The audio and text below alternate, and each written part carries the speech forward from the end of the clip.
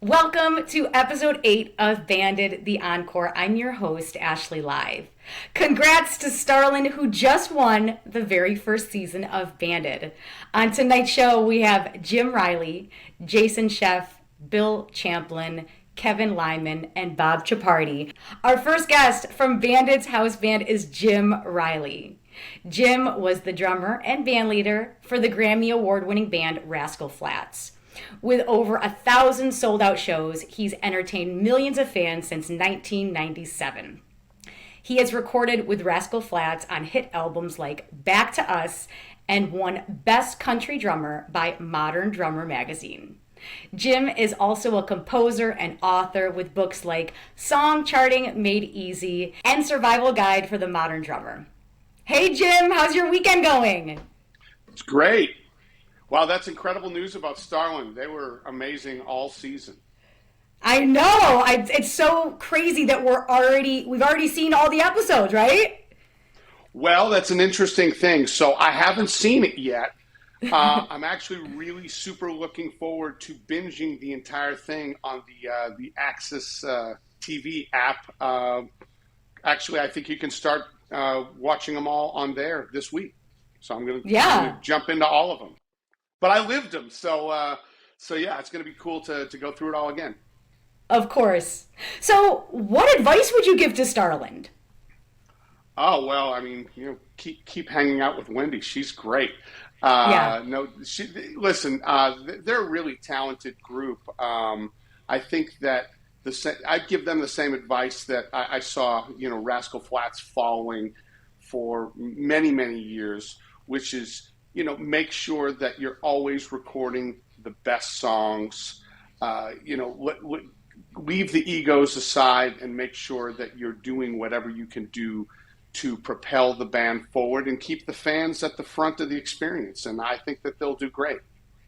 Yeah. Yeah, I think it's important what you said about keeping the fans at the front of the experience because the fans are what make a band what it is. Absolutely. I mean, without the fans, the Rascal Flatts experience for me, for 20 years, just would not have been anything like what it was. Their fans were incredibly voracious, still are. There could be a possibility in the future the guys decide to go out again, but it's all because of the fans. It's the reason why someone like Garth Brooks can literally take off almost 20 years and then come back and the fans are as hungry for him as ever.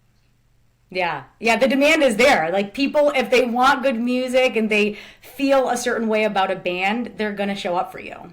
Yeah, so you got to keep those fans a big priority and make sure that you're giving them what they're looking for. Definitely. Awesome advice. So as a drummer with Rascal Flatts, you've played numerous sold-out shows. Could you share a memorable concert that has stayed with you throughout your career? I've got a couple. I think that one of the most surreal ones was playing Madison Square Garden, which is an iconic venue, and it was sold out. And I was playing, that year I was playing this, I'm going to nerd out with drum stuff, but this amber Vista light, so that amber color, and it's a clear drum set. It's the same drum set that John Bonham had used with Led Zeppelin, the same style drum set that he used when he played Madison Square Garden with Led Zeppelin. And so I was thinking, this is so great, and I'm playing this drum solo in Madison Square Garden, and I'm going, wow, this is such a crazy experience. I get done. We leave New York. I go back to the bus in New Jersey. I turn on the TV, and on the TV is I think it's the Song Remains the Same special where they're playing in Madison Square Garden, and he's playing those same style drums that I was, and I'm going, oh my gosh, how is this happening? So that was a pretty surreal moment, and also. One of the last years we actually, which also aired on Access TV, was Rascal Flatts. We played a concert at Red Rocks, and that was really, really special. I had been bugging the guys for years to play there.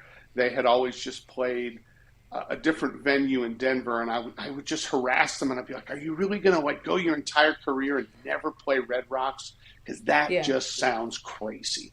So finally, they looked into it, and we ended up playing Red Rocks in 2019 and filmed it. It was an incredible concert, and you can actually watch that on Access TV along with the Bandit show.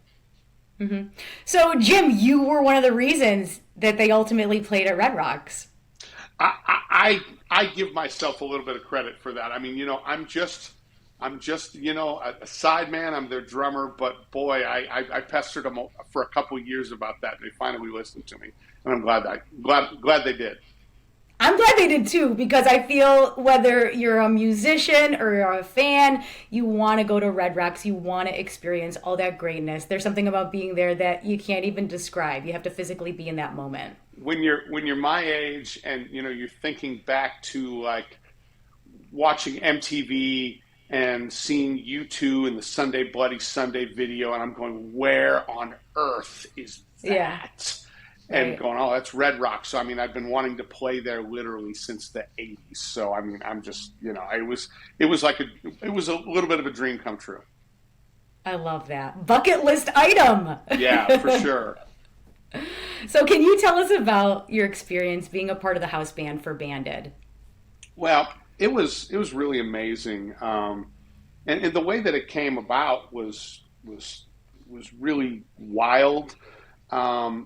My friend and yours, Mark Schulman, was originally slated to be the drummer for the house band, and I think that the producers being around Mark for any period of time, once you're around him, you realize this guy's a star. We need to get him in front of a camera, and so I think that the producers of the show very smartly put him on the judges panel.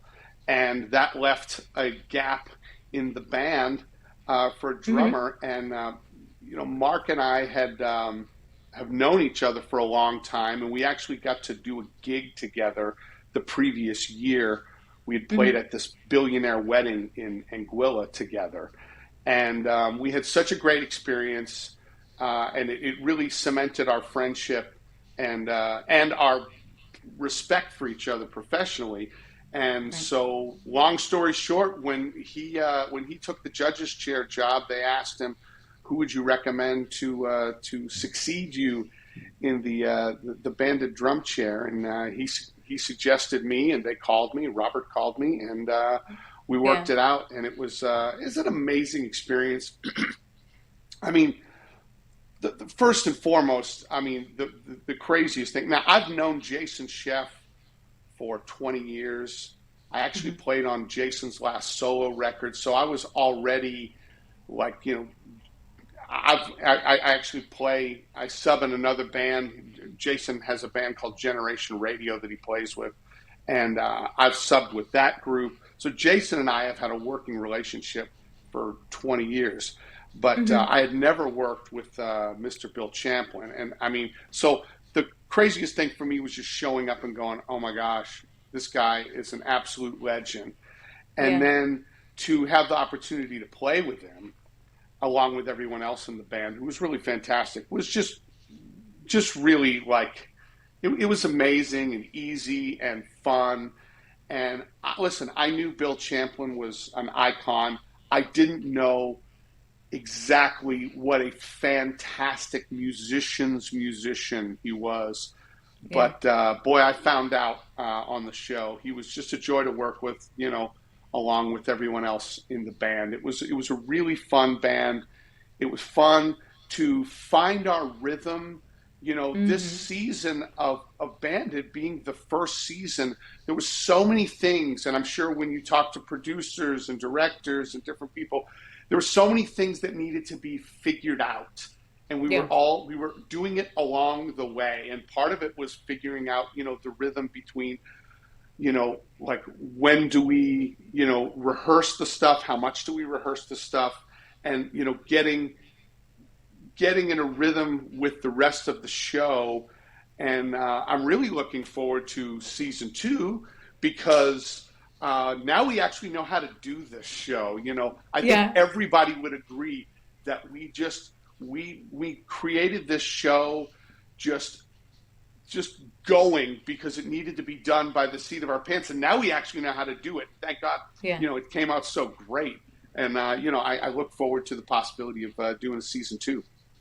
Yeah. No, I like what you said about kind of just being a guinea pig for season 1 and like you guys all being thrown together. And it's just so amazing that you had such an incredible experience with all those amazing musicians in your house band. Well, not only the musicians, but everybody, from the producers, directors. Yeah. I mean, everybody was doing this for the first time, and Right. there were setbacks, and there were challenges, and everybody just pulled themselves up by their bootstraps and said, "We are going to make this show as great as we can." Yeah. And there was no give up in anybody, and I think it really translates because I mean, the reaction so far to the show has been really, really positive. Definitely. So, Jim, what motivated you to start the Drum Dojo Teaching Studio, and what do you find most rewarding about mentoring aspiring drummers? Well, that's just something that I've always had a passion for. Teaching has always been a big component of what I do. Hmm. When I was at the height of Rascal Flatts, I mean, like 2006, 2007, Hmm. we're playing. We've got 21 trucks on the tour. 75 personnel touring. It's a massive, massive tour. And at that Hmm. time, that's really when I started to really get into a lot of teaching. And the Rascal Flatts guys were like, "Why are you doing this?" Almost like halfway insulted, like, "What, we don't pay you Mm. enough? You got to go get a side job?" And I'm like, "No, you could pay me $1 billion Yeah. a year, and I would do this Yeah. because I feel very fortunate that I've had the success that I do have and I've had, and I want to be able to help uh, other drummers and young drummers just follow their dream of being successful in the business." And that's why it was so fun to also get to mentor some of the drummers on the Bandit show, and Yeah. that was a really great experience. So yeah, it's just something I've always done. It's something that I always will do. That's where I am right now. I'm in the waiting room of my Drum Dojo studio here in Nashville, Tennessee. I love that. Like you love giving back and you want to help these drummers be the best they can, and that's so cool. Yeah, I feel like it's my responsibility. I mean, I feel like when you've been, bestowed gifts, to be a talented musician, but also to have the ability to convey,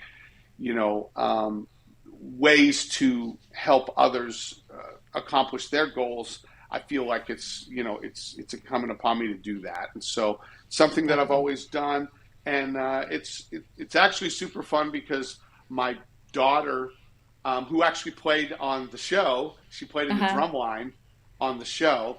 Um, she plays drums. My 10-year-old daughter just started playing drums, and my 8-year-old son is also kind of messing around. It's sort of like a family. It's just one of the things we do around here. That and sing. Yeah. I mean, that's what we do in this house. So Family bonding over music. yeah, absolutely, absolutely. I mean, I think that our kids will be very bewildered to figure out that everybody else's house isn't like a musical the whole time. Yeah. You know. Totally. Well, Jim, that's all the time that we have for this evening. But thanks so much for hanging out with us on the podcast. This was my pleasure, and I hope to talk to you about season 2. Yes. Awesome. Have a great night. All right, take care.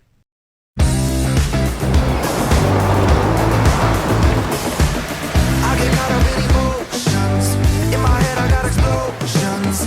Now I'm sipping on champagne every day. Yeah.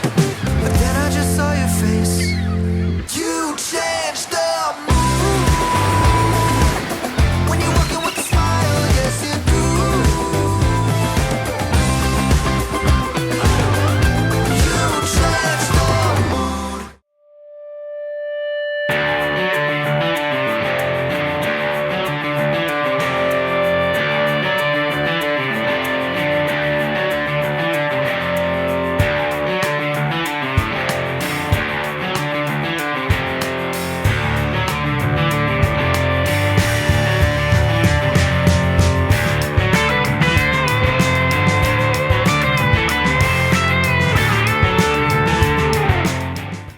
Welcome back to Banded, the Encore. I'm your host, Ashley Live.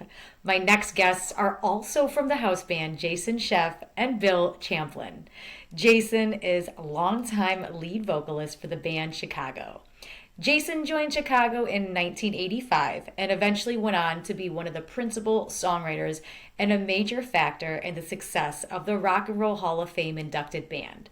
Serving as the lead singer during the height of Chicago's fame, he can be heard on the smash hits Will You Still Love Me, What Kind of Man Would I Be, We Can Last Forever, and countless others. Bill, singer-songwriter, joined Chicago in 1981 and sung lead vocals on hits like Hard Habit to Break, I Don't Want to Live Without Your Love, and Look Away. His co-writing collaborations on Grammy-winning tracks like After the Love Is Gone by Earth, Wind & Fire and Turn Your Love Around by George Benson showcased his exceptional talent and cemented his position among music's elite. Bill and Jason, how's your weekend going? Pretty cool. Doing great. Pretty good.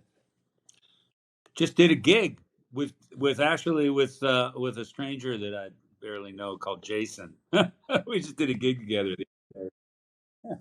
And I'm finally thawing out, Jason. It was kind of cold out for a summer gig, but I'm finally, my bones are finally back to being, bones instead of ice cubes. It was cold out there. Tell us more about the gig. Yeah, we just had a fun. Well, we had a fun time.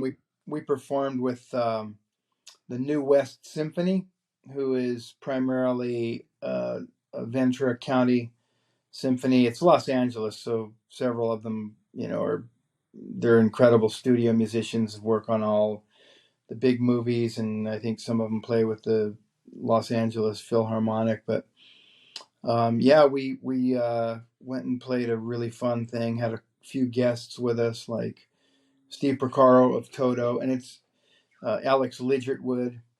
Yeah, so we had a great time doing this gig, and it was really like old home week. We're all such great friends for many, many years that to get together and play a show together, we all know each other. So Love it. Thank you for sharing with us. Jason, Chicago's induction into the Rock and Roll Hall of Fame is a significant milestone. How did it feel to be a part of a band that achieved such recognition, and how do you think it has influenced the band's legacy? Well, let me first start off by saying whenever I'm introduced as the lead vocalist of Chicago, I always felt uncomfortable with that. I understood, and I remembered right as it was when I joined the band, Bill Champlin was a great friend of mine well before I joined the group. And I acknowledged this the other night on stage that he's literally one of my biggest heroes. And so when I got to Los Angeles and met him and started working with him in different configurations, it was a dream come true for me. So when I joined the band, I remembered hearing Bill actually say at one point, "This is our lead singer." And I always felt really uncomfortable with that because I'm standing next to Champlin and Robert Lamb, who are icons, right? Like I said, I get that the whole focus at the time, Chicago was really successful, a lot with the tenor voice, but with Champlin, Hard Habit to Break. And so anyway, having said that, we all just did what we were there to do and what we were asked to do and delivered. Made some big hits. I always, I also felt like, okay, the real era was obviously the 70s and then the 80s that Champlin and Cetera had created. And so I was just kind of thought, all right, well, you're just an afterthought. But lo and behold, we made half of the 80s hits, with Will You Still Love Me? What Kind of Man Would I Be?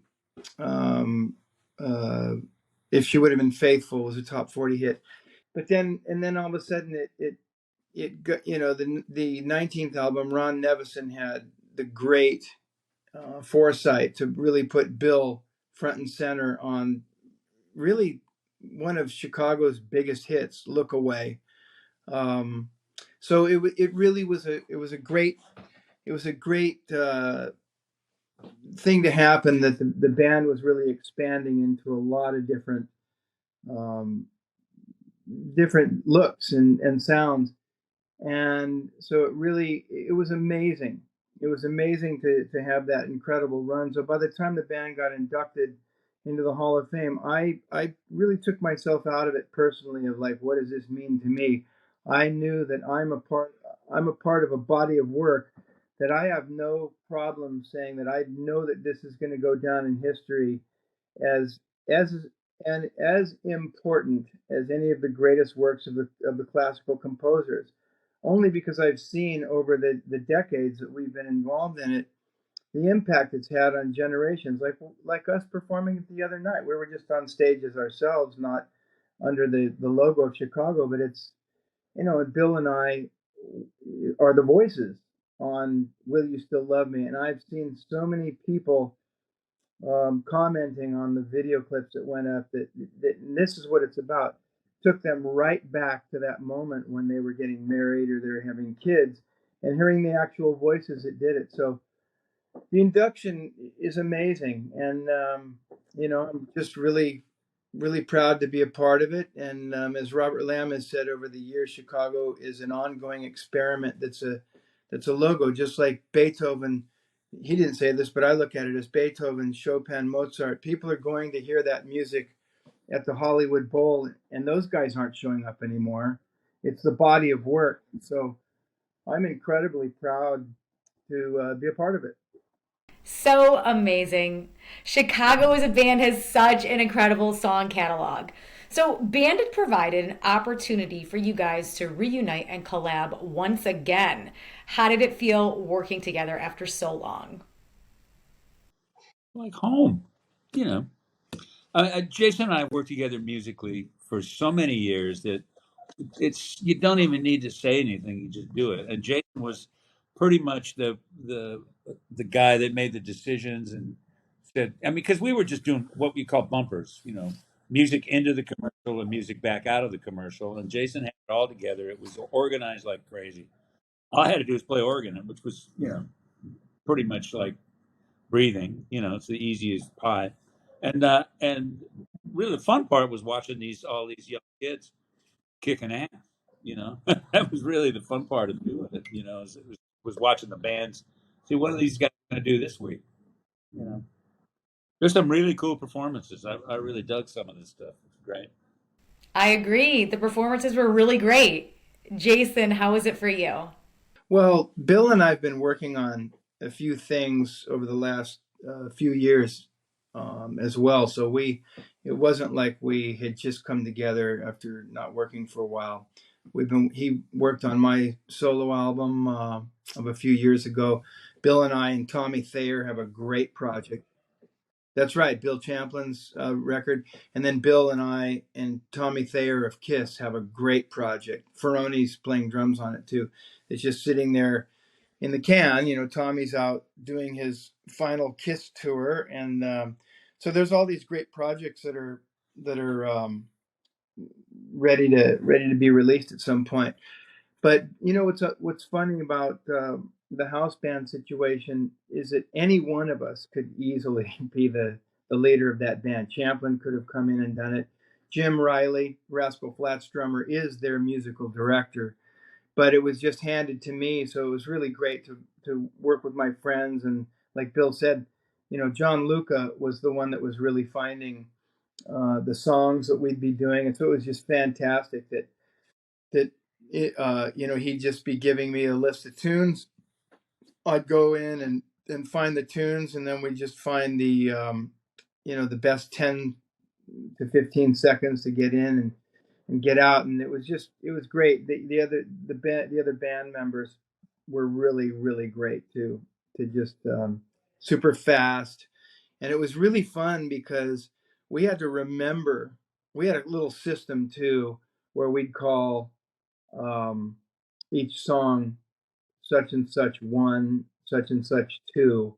So one would be going into break, and then 2 would be coming out of it. So we'd say Jim Riley being just so that we could have it be ready for anything. We didn't know when the director, would be saying cut, so we'd say, all right, we're gonna do such and such number 1, and Riley, throw us a curveball. Stop us in the middle of it so that we can always come back to something that sounds like we knew what we were doing. And we pulled it off. It was really fun. It was definitely having to think. Jim was cool because he had a set of headphones on, so he was talking to the truck, as it were. So we were kind of keying off of him. He just started counting it, and there we were. We were ready to go. It was pretty easy. It was like 8 bars, 10 bars maybe, and then boom, stop and listen to these kids play their do their performances. Pretty cool. I really like the audition section at the very beginning of it, where we were our band was playing the songs, and these one at a time these kids were come up playing with us. It was pretty cool. We had Bo Cooper playing keyboards, along with he was playing regular synth piano, and I was playing Hammond organ. It just ended up working out really cool. We ended up having a ball. Just great seeing the new talent, the kids that are it's just they're showing up every day, new. One kid was a drummer. It was badass. I mean, this kid, remember, I'm talking about? There were so Kid was many just of them. throwing down like Yeah, they were like, yeah, there were a couple of yeah. yeah. It was very cool. I mean, it was kind of nice to see. Well, this guy's got some stuff going on, and that sort of how we were looking at it is like, well, let me see if any of these stars, if these kids just, if any of them just rise to the top, and a few did at different times. It's pretty cool. It was kind of nice seeing Steve Diamond. I hadn't seen him in 100 million years. Yeah, me too. I haven't seen him. He's a guy. I was riding with Steve one time, and I mentioned to him that I did a demo for somebody one time, and one of his lyrics was the word juxtaposition, and I went, "This is not a song. This is not a word you use in a song." And Steve said, "Well, maybe you do, maybe a rap song, but baby, it's juxtaposition." I never forgot it. So it was kind of cool seeing Steve after all those years. I said, "Dude, you're at the top of my list of phrases that I use all the time." Pretty cool. Thank you for sharing that Steve story with us. Bill, what do you enjoy most about working with Jason? Well, first of all, we have a lot of fun. Second of all, we have a lot of fun. And third of all, the most important thing is we have a lot of fun. So, and the music, I mean, somebody said one time, this is not Beethoven, this is 4-minute ditties. You know, this is easy. It's pretty, the stuff that we write or that we play, I mean, it's relatively easy musically. And Jason has a melodic sense that's really, really cool. I'm a little short on that myself. So, uh, what I don't have, he has, and vice versa. So it's especially for songwriting, which we've done a lot of over the years. And I forgot to mention that we have a lot of fun. It's important to have fun. Jason, what do you like best about working with Bill? Well, probably that, again, working with a guy that really inspired me coming up musically, and then working with him. Bill, like Verdine White and a couple of my other heroes. They say never meet your heroes because they'll disappoint you, but that wasn't the case with Bill. When I joined Chicago, yeah, the reason that it worked was because I could record. I was ready for that. But man, getting out there and starting to sing live and being put in a front and center position, Bill always was there for me and took me under his wing and was helping me along the way. Where, again, these two iconic singers, Champlin and Lamb, could have easily thought, hey, man, they could have had anybody. So they took a chance on me, and I'll never be able to thank them enough. But Champlin specifically, really, and that I loved because, yeah, these guys were stars in my eyes. I was seeing them on television, I was hearing them all over the radio, and they did not behave that way. Specifically Champlin. I fell in line because he brought me into his background vocal session dates. I mean, this is an MVP, Grammy winning background vocalist, let alone a great lead vocalist and a great songwriter. But that whole thing, that's one of the things I really wanted to do, was be a first call session musician. And guess what? Bill brought me into that because he'd say, "Hey, you want to work for Kenny Rogers tomorrow?" Sure. How about Gino Vanelli? Sure. Commodores. And I got to scratch my itch because I was able to pull it off, and that was standing next to Bill. And I've told this recently to some people. That's what's great about working with these kids, to show them, here's the deal. If you can stand next to somebody on that level and he's setting the pace, this is a lost art too. Champlin would walk to the microphone and he's not really needing more than one take, one pass. You better keep up with that. That was a beautiful training. And at least in the studio, was able to, kind of keep up with these guys. And that's why it worked. If I didn't, I think I would have crashed and burned right on the. But that's really yeah, we made some big hits together. Fantastic. But the craft of being a vocalist, walking to the microphone or on stage, being under the tutelage. You like that word? Under the tutelage. You're titillating me. You're titillating me with your tutelage. Sounds like something I coughed up this morning. And that's I get it now, that I'm an elder, and I embrace that wholeheartedly. It's not being old, but we're here to help the next generations, as Bill did for me, as we continue to do, because we're still here operating at a high level. So that's really what it's like to work with Champlin for me. I love it. It's so important to have fun. It is. Plus, we have a lot of fun. Once again, have a lot of fun. We did an a cappella album together, mostly for a Japanese label. That was there was a lot of singing, and Joseph Williams was involved with us. Joe sings lead with Toto now, and he's another crazed comedian, just a nut, And, and I'd come home from work after singing all day long, and my voice would be shot. And just, wow, you been singing that? You sing all real high? I said, no, we're laughing a lot. That happens. A producer told me years ago, he says, the best music's made by people having fun. He said, that's the first thing that goes to is how you feel at the moment and what's going on. After that, time, intonation, all the book learning stuff, But really, the first thing to go to tape, the first thing that goes on a record, is who you are and how you feel. And I've always just thought the best thing to be doing on a session with a bunch of musicians together is let's all have fun. It's this is music. What we got into it for in the first place was because it's fun. So, and I think a lot of times with the bigger bands and everything like that, it starts becoming.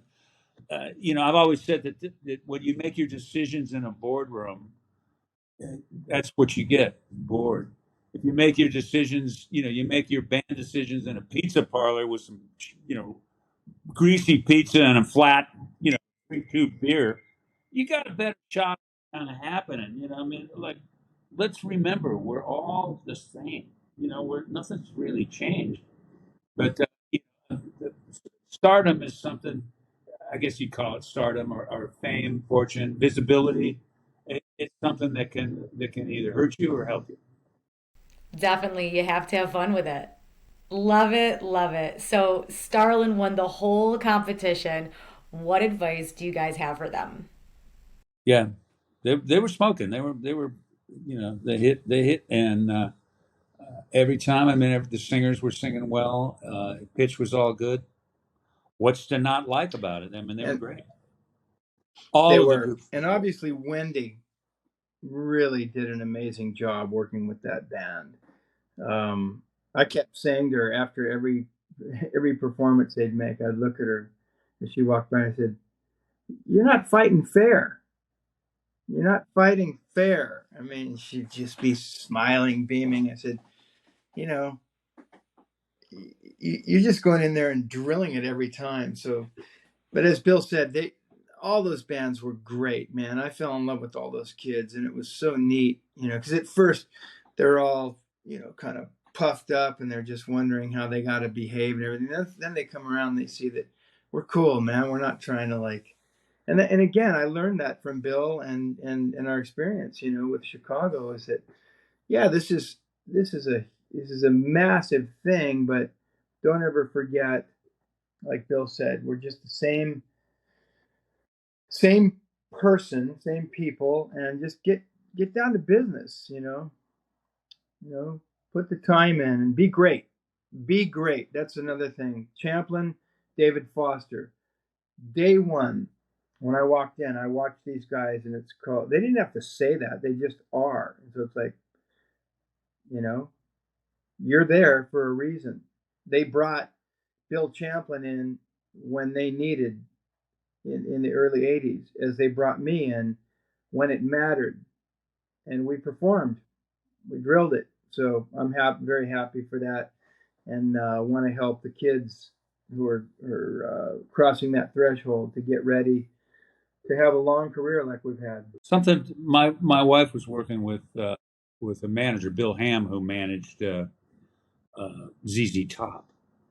And Tamara said she happened to be talking to Billy Gibbons one day, and Billy said, which was really cool. I really kind of kept it close. Is that just remember, you're never big, and that's and this is you're talking to the guitar player and band leader of probably one of the biggest bands in the history of music. I mean, ZZ Top, and he just says you'll have a way better career. You'll have a lot more fun. Things will really be happening if you remember that you're never big.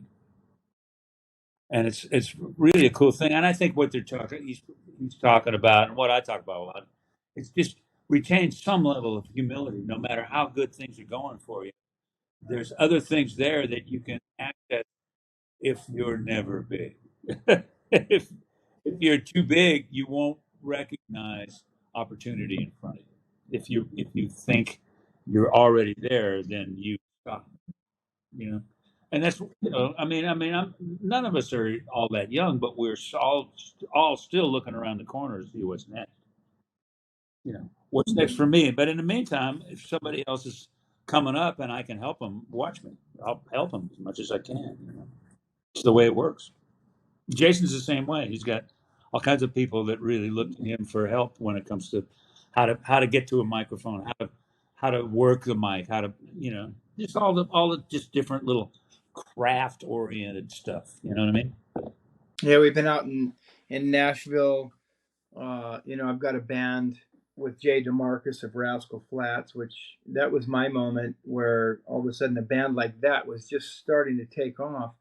And Jay reached out and told me, he said, Chicago's the reason that I play music, and specifically during the era of you and Champlin and Cetera, because he's 10 years younger than me. So he had to go back and discover the early stuff when he went to his dad and said, you got to check this new band out in Chicago. And he goes, come here, kid, and showed him the 70s stuff. But the point is that Jay and that whole era, that whole Bill came and sang on my solo record that Derek Basin, who's one of Nashville's finest, has made every Carrie Underwood record, Luke Bryan, he's incredible.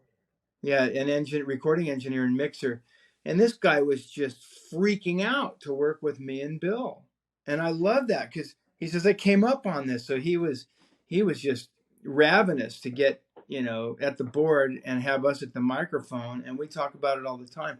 So I love, like Bill said, we're here working with the next generation back and then some, because they all say, man, I came up on your stuff. And we go, well, this is how we do it.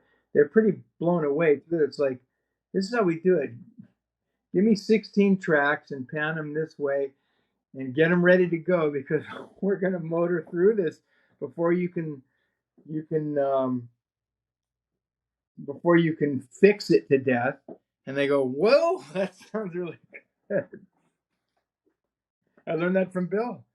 Boom, boom, boom, boom. Well, Nashville, the fixing is more important than the singing sometimes. It's sort of weird.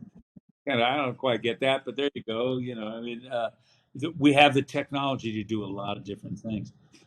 Something that I've kind of noticed lately is that a lot of, because of Pro Tools and the whole thing with digital recording and having a million tracks, is you get three singers together and you kind of work up the parts, and then you go in and you put them down one at a time, and then you do tracks and put them together like that.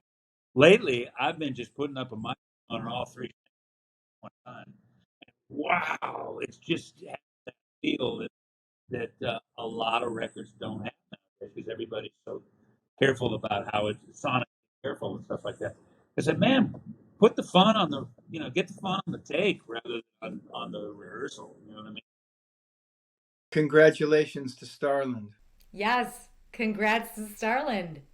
And to all the other bands, because every one of them brought something to the ball. They all brought something to the table. There was that group of young kids I think from Hawaii originally, and it was Steve Diamond's group, and Monochromatics. they were so cool. There was some cool stuff that they pulled off that was just through the roof. I mean, and it was eclectic. There was something eclectic about it. Starland was hitting on pop, straight ahead, in your face pop, which was, that's what's going on. But there were other things going on there that were like getting all of our attention, certain things that were happening with other groups that were going on. So I'm proud of Starland. It's pretty obvious that they were at the top of the food chain, but all of the players that were involved in that, players and singers that were involved in that, were bringing it. It was cool. Cool. Well, guys, that's all the time we have for this evening. I just want to thank you guys so much for joining me on the podcast. Great. Thanks, Ashley. Thank you. Good. You too. Cast, crew, Bill, Jason, house band, everybody that was involved with Banded. Thank you guys so, so, so much, and enjoy the rest of your weekend. Time is what we make it. A single moment can be unforgettable.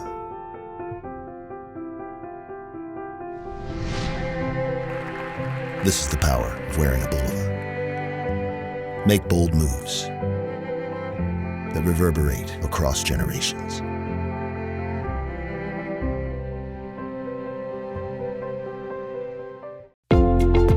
VariJet, the best way to travel in a safe, environmentally sensitive, state-of-the-art jet aircraft. VariJet is changing the way people in the know travel. It gets you where you want to be, based on your schedule, not the airlines. No hassle. Fly in perfect comfort, convenience, and safety. Next time you need to fly private. Check out VariJet. It's more affordable than you may think. Everybody is talking about VariJet. Welcome back to Banded the Encore with your host, Ashley Live. My final guests for the evening, Bob Chapardi and Kevin Lyman. Bob is the CEO of Concrete Marketing and Foundations Forum Convention. His track record in executive production and music supervision has earned him a strong reputation and industry-wide recognition. He lends his expertise as a consultant to prominent companies like Cloud9, a revolutionary sensory-enhancing soft drink, Fan Apply, a pioneering NFT company, and Revolver Magazine, the leading hard rock lifestyle publication, and its 6 affiliated sister magazines. Bob serves as the executive music producer and co-executive producer of Banded.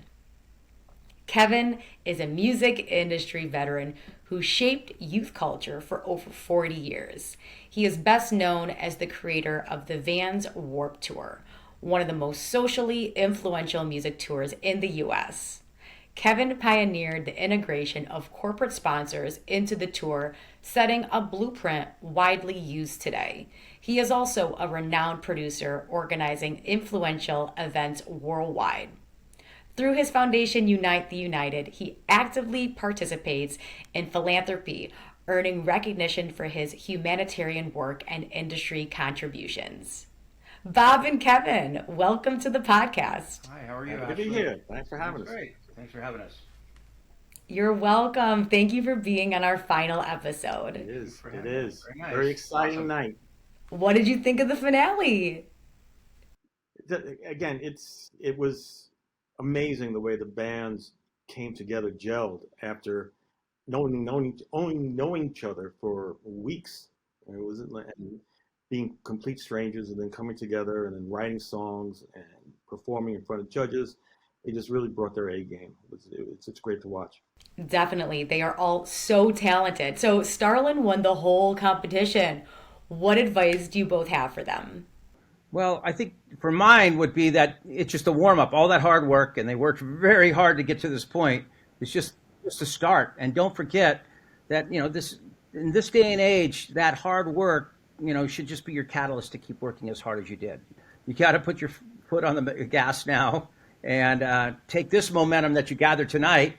All the bands had a lot of momentum coming off tonight, and move forward and really work hard, work on your craft, get out there and do as much as you can, and see where it all goes. And don't forget your roots. Awesome advice. Thank you, Kevin. Yeah, I totally agree with Kevin. I mean, that's exactly what the band should be doing. This is not. It's a prize in the sense that they got a record deal, but that's like Kevin said. That's just the beginning. It's just like now it means you're now entered into the game. Now you have to prove yourself all over again. Definitely. Keep your head down and continue to work hard. Oh, absolutely. I think that's the thing. Sometimes make a mistake. They think this is like it's all going to get easy now. Now it's just people actually know your name. They'll know their name, but they've got to back it up constantly every day. Right. More people know who you are, and you gotta bring your A game. Bob, as executive music producer for Bandit, can you tell us about the concept behind the project and your role in supporting emerging musicians? Well, the concept was it's an amazing experiment because with all the music competition shows that are out there, this is the first time that it's been done this way. I mean, you've had shows where you've had established bands against established bands, and we all know the different, individual, competitions that are out there.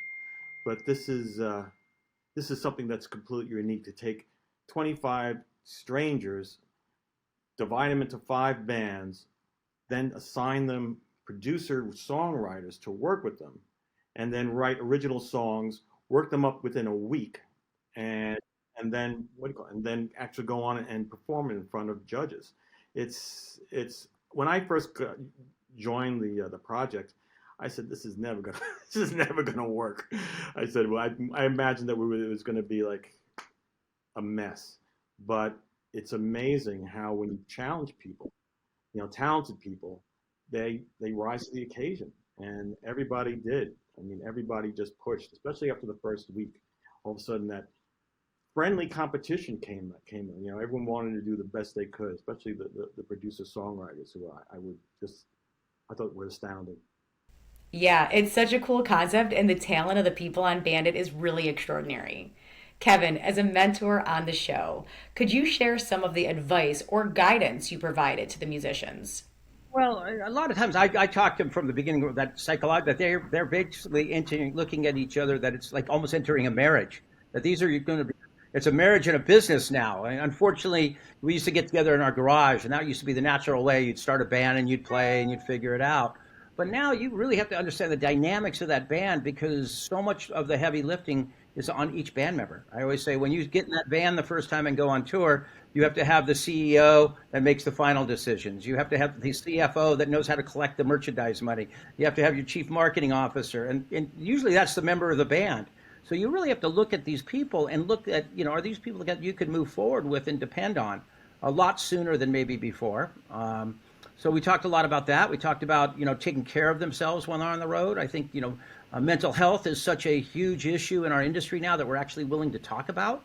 It was swept under the rug for so many years and a sign of weakness if you had issues. that you can be vocal and taking care of yourself on the road is very important if they start touring. So a lot of the things that I spend a lot of my time as a university professor now trying to prepare young executives and people that are going into the business. It's the same thing I did when I got a chance to be with them.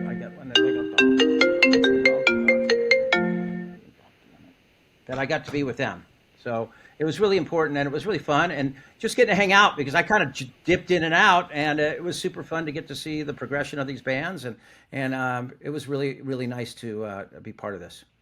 I was so glad that Kevin was part of this. I mean, he brought so much to the to the show. The day he showed up, everybody all 25 musicians were like so excited that he was coming to talk to them. I mean, I think every one of them was a fan of Warped Tour and know what Kevin did, for so many years, to really help expose, young talent and help develop it. So it was great having him on the show. We really appreciate both of you guys being a part of the show and bringing all of your expertise and industry knowledge. Bob, in your various roles within the music industry, what common challenges do newer musicians face, and what strategies do you recommend for overcoming those challenges? Well, I think the biggest challenge these days is making yourself stand out from the crowd. I mean, it used to be back in the day when I first started in the music industry, there were all these gatekeepers, A&R guys, record labels. If you wanted to get a record deal, you really had to prove yourself and go through these barriers, if you will. Now anybody can make a record. You can make a record at home. You can do everything. Technology has made it easy for anybody. But now once you have it, how do you get exposed? So that was one of the reasons that we created Bandit. It was to take musicians, talented people that needed to be exposed and do that for them. To me, as far as advice, I mean, to musicians, as far as you should always be, in my opinion, you should always be in a state of discomfort. All right. If you're feeling comfortable in what you're doing, if you feel you're not learning every day, then you're not being the best you can be. I mean, people talk about being the smartest in the room. I never want to be the smartest guy in the room, because then there's nobody that I can learn from. If I'm going to go play golf, I'd rather play golf with guys that are better than me, because I'm going to learn from them. And it's the same thing with the music industry. You always keep on pushing yourself. If you come up against a challenge, take it. The worst that can happen is you fail. Get up, brush yourself I off, love that, Bob. start I again. think it's so important for musicians to be in rooms with people better than them so they can learn from the best. It really is a quote we should all take with us into our daily lives. Yeah. Thank you. You're welcome. Kevin, having created the Vans Warped Tour, can you share some of the standout moments or experiences from the tour that have left a lasting impression on you and the music industry? Well, for me, it was so much about watching that development of artists sometimes that, you had them maybe on the smallest stage as a local band. The first year we always had a stage for local artists. And I think that was so important. We did our Battle of the Band stage, and we worked with Ernie Ball on that. And it gave a lot of bands a chance to be on that stage, on a local level, where a lot of tours don't have room for those bands. But then seeing them and maybe inviting them back myself the next week, or the next year, and then the next year, and those bands, some of those bands that played 3 years before they became national acts were bands like Paramore, or bands like Day to Remember, some of these bands from our scene. But really watching these bands develop, and then watching some of those artists, really engage in what we did.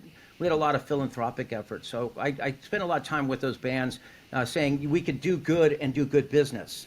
And I think that's where bands that stand for something now. You don't have to be on the political spectrum, but you know what? If you believe in taking care of animals, you have the Humane Society collecting food at your shows.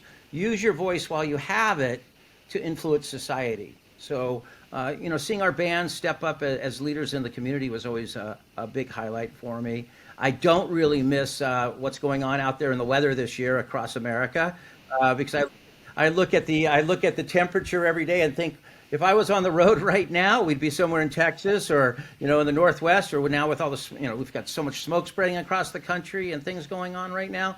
I just look at it now going, I think my biggest challenge would be trying to keep everyone healthy out on the road. And if anyone tells me there wasn't global weather change in the 30 years of me touring, I'd argue with any of them because it's pretty rough out there this summer everywhere you go. Yeah, I agree. Weather is one of those things.